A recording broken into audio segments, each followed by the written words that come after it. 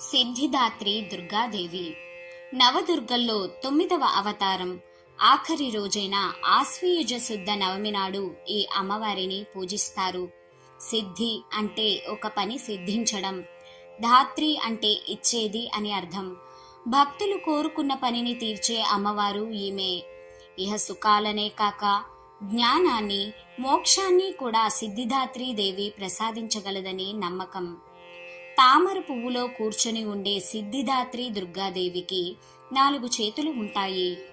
ఒక చేతిలో కమలం, మరొక చేతిలో గద, ఇంకొక చేతిలో సుదర్శన చక్రం, మరో చేతిలో శంఖం ఉంటాయి. ఈ అమ్మవారిని ఆరాధించే వారికి బ్రహ్మ జ్ఞానం లభిస్తుంది. మానవులే కాక సిద్ధులు, గంధర్వులు, యక్షులు, అసురులు, దేవతలు కూడా సిద్ధిదాత్రి దుర్గాదేవిని పూజిస్తారు. ఈమెను ఉపాసించే వారికి కోరికలన్నీ సిద్ధిస్తాయని పురాణాలు చెబుతున్నాయి. సర్వవిధ సిద్ధులను ప్రసాదించు తల్లి కనుక సిద్ధిదాత్రి. పరమేశ్వరుడు సర్వసిద్ధులను దేవి కృప వలనే పొందినని దేవి పురాణం పేర్కొనబడింది.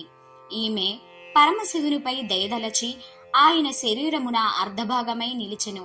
సిద్ధిదాత్రి దేవి చతుర్భుజ సహన.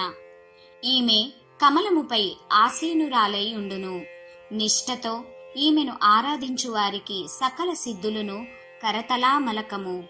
ఈమె కృపచే భక్తుల యొక్క, సాధకుల యొక్క లౌకిక, పారమార్థిక మనోరథములన్నీయును సఫలమగును. సిద్ధిదాత్రి మాతృకృపకు పాత్రుడైన భక్తునకు కోరికలేవియును మిగిలియుండవు. అట్టివానికి భగవతీదేవి చరణ సన్నిధియే సర్వస్వమగును.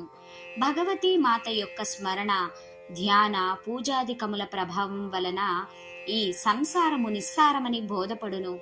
తన్మహత్వమున నిజమైన పరమానందదాయకమైన అమృత పదము ప్రాప్తించును.